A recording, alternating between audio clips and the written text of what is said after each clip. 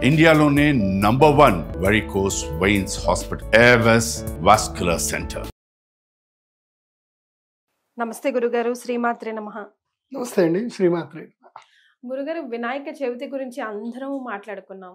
అన్ని వీడియోస్ చూసి ఎక్కడ ఏ తప్పు చేయకుండా చాలా కరెక్ట్గా పూజ చేసుకుందామని భక్తి శ్రద్ధలతో చేసుకున్నాం కూడా. ఈ మధ్య కాలంలో అంటే కొంతమంది 3 days, 5 days, 9 days, 11 days అట్లా పెట్టుకుంటూ ఉంటారు కదా. మండపాల దగ్గర చూసినా, ఇంటి దగ్గర చూసినా కూడా చాలా బాధేస్తుంది గురుగారు. అదేదో ఒక డిస్కోటెక్ లాగా ఆ మందిరాన్నంతా, మండపాన్నంతా మార్చేసి ఇన్ని రోజులు ఇంత కష్టపడి నియమాలు పాటించినా కూడా ఒక 5 days అన్న ఎన్ని రోజులు పెట్టుకుంటే మన శక్తి అనుకునే కదా పెట్టుకున్నాం. అంత భక్తి శ్రద్ధలతో పెట్టుకొని అది అసలైనది మిస్ అయిపోతుందేమో అనిపిస్తుంది. ఏదో పెట్టుకున్నామో, ఎందుకు చేస్తున్నామో తెలియకుండా చేస్తాం. మీరు కూడా చూసే ఉండుంటారు వచ్చే దారిలో. మీకు కుదిరితే వెళ్ళి అక్కడ కరెక్ట్ కూడా చేసి ఉండుంటారు. దీని గురించి మనం ఏమైనా చెప్పగలమా? శ్రీ గురుభ్యో నమః, శ్రీమాత్రే. వాస్తవంగా ఈ వినాయక నవరాత్రులు మన సనాతన ధర్మాన్ని భవిష్యత్తు తరాలకు అందజేయడానికి పూజా విధానం అంటే ఏంటి, దైవం అంటే ఏంటి, ఆరాధన విధిక్రమం ఏంటి, యజ్ఞ యాగాదులు ఎలా చేసుకోవాలి, అన్నదానాలు చేయాలి, ఇవన్నీ మనకి భవిష్యత్ తరాలకు తెలియజేయడానికి మనం చేస్తున్న సాంప్రదాయబద్ధమైనటువంటి ఆచారం ఇది. ఇది బాలగంగాధర్ తిలక్ గారు అందరికీ తెలియజేశారు.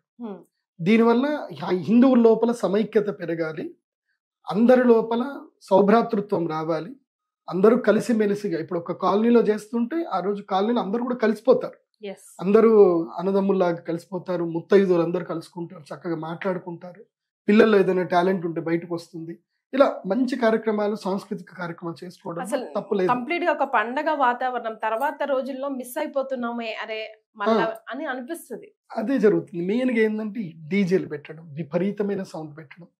నేను పోలీసు శాఖ వారికి నేను చేతులు మొక్కి వాళ్ళకి విజ్ఞప్తి చేస్తుంది ఏంటంటే, దయచేసి ఈ పెద్ద పెద్ద ఊఫర్లు ఏవైతే ఉన్నాయో వాటికి పర్మిషన్ ఇవ్వకండి. నేను ఈ మధ్య కాలంలో నేను ఉజ్జయిన్ నుంచి నేను వెళ్ళాను. అక్కడ గంగా యాత్ర అని చెప్పి అక్కడ పోలీసులు పర్మిషన్ ఇచ్చారో తెలీదు. వాళ్ళు గంగా అక్కడ నుంచి నర్మదా నది నుంచి నీళ్లు తీసుకొని వచ్చి స్వామివారికి అభిషేకం చేస్తారు. సరే, ఆ పద్ధతి బాగానే ఉంది. కానీ వాళ్ళు పెద్ద పెద్ద ఊఫర్లు పెట్టుకుని వస్తున్నారు.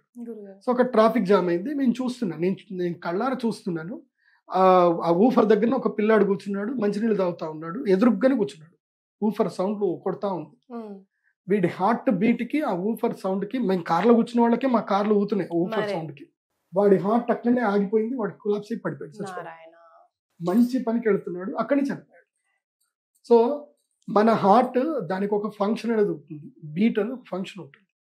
దాని మీద ఎయిర్ ఎఫెక్ట్ గనక, ఊఫర్ ఎఫెక్ట్స్ గనక పడితే మన హార్ట్, దానికి ఇస్కీమియా అంటారు, హార్ట్ మీద ఒక మంచి లేయర్ ఉంటుంది మన హార్ట్ని ప్రొటెక్ట్ చేయడానికి. అంటే సడన్గా మనకి జలకు వచ్చినా ఏదొచ్చినా హార్ట్ మనని ప్రొటెక్ట్ చేస్తుంది. సో ఆ ప్రొటెక్షన్ అనేది దెబ్బతిని హార్ట్ ఆగిపోతుంది, గుర్తుపెట్టుకోండి. ఇది డాక్టర్లు కూడా చెప్పారు, ఎన్నో వీడియోలు నేను కూడా చూశాను. ఆ ఊఫర్ల సౌండ్ కి పెళ్లి కొడుకే చచ్చిపోయాడు. పెళ్లిలో పెళ్లి కొడుకే చచ్చిపోయాడు. సో ఆ ఊఫర్లని అస్సలు పర్మిట్ చేయకండి. వీలైతే వాటిని పేల్చేయండి, కాల్చేయండి. ఒక ప్రాణం విలువ అయితే కాదు కదా. సో ప్రాణాలు పోతున్నాయి ఇక్కడ, ఆ ఊఫర్లు చేయడం వల్ల ప్రాణాలు పోతున్నాయి. అండ్ ఒకవేళ ఎవరన్నా కూర్చున్నా సరే, ఎందుకోసమంటే అధికారము ప్రాబల్యం చూపిస్తారు, వాళ్ళని కూడా పోలీసులు కూడా బెదిరిస్తారు. సో ఉన్నా సరే ఒకవేళ ఎవరైనా ఉంటే దయచేసి చిన్నపిల్లలు కానీ ఎవరైనా సరే ఆ ఊఫర్ బాక్స్ దగ్గరికి నిల్చోకండి, చాలా దూరంగా ఉండండి, ప్రాణాలు పోయే అవకాశం ఉంటుంది, జాగ్రత్త.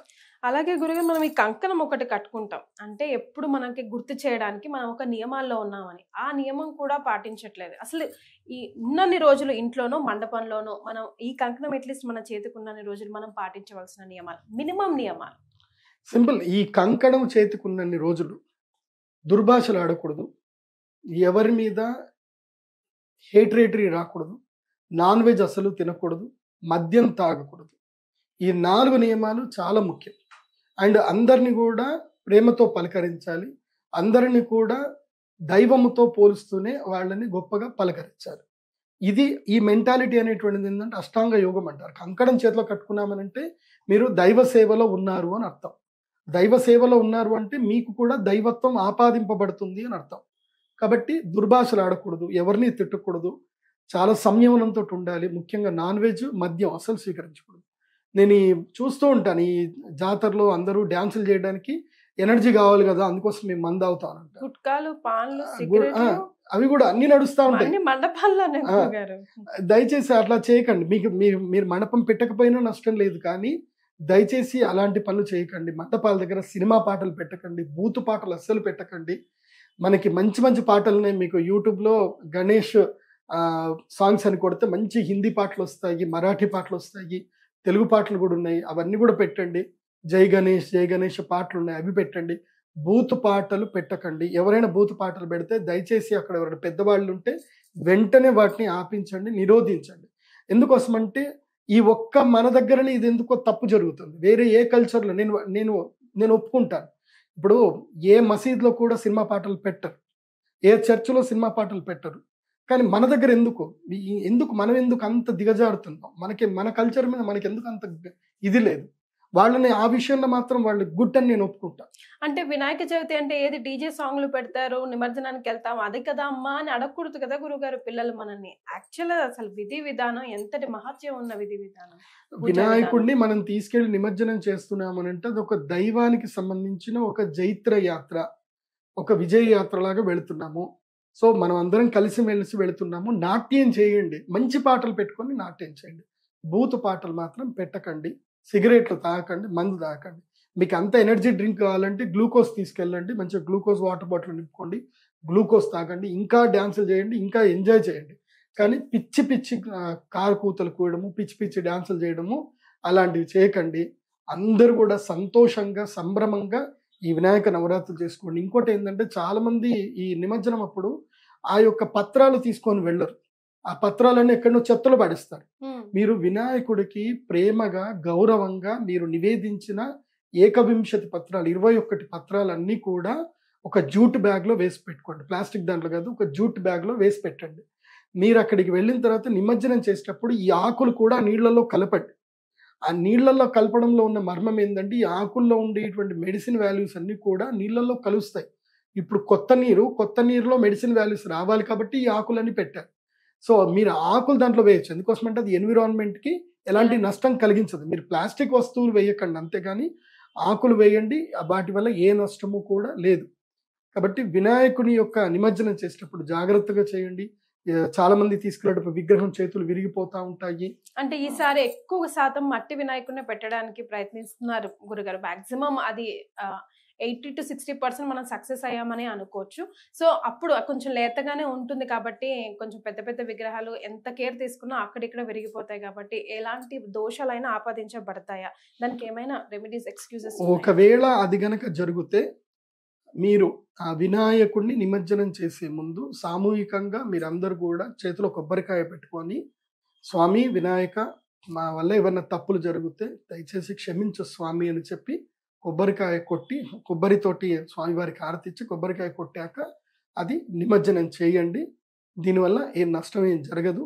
ఉద్దేశపూర్వకంగా చేయలేదు కాబట్టి నష్టం జరగదు. కానీ ఉద్దేశపూర్వకంగా చేస్తే మాత్రం నష్టం గ్యారంటీగా ఉంటుంది. దానికి శిక్ష అనుభవించాల్సిందే ఉంటుంది. కొంతమంది ఉద్దేశపూర్వకంగా విగ్రహాలు పలగొడతారు, వాళ్ళకి మాత్రం శిక్ష తప్పనిసరిగా ఉంటుంది. గుర్తుపెట్టుకోండి, మీరు ఎన్ని పొరుల దండాలు పెట్టినా ఏం పెట్టినా శిక్ష తప్పదు. సో మన ధర్మాన్ని మనమే కాపాడాలి, తప్పకుండా కాపాడాలి.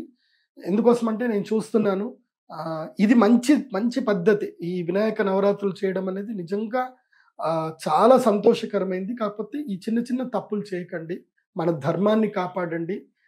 కాషాయ వస్త్రాలు ధరించండి, ఎలుగెత్తి భారత్ మాతాకి జై అనండి, జై గణేష్ అనండి. మంచిగా వినాయక నవరాత్రులు చేసుకోండి, సంభ్రమంగా చేసుకోండి, సంతోషంగా చేసుకోండి. ధన్యవాదాలు గురుగారు. శ్రీమాత్రే.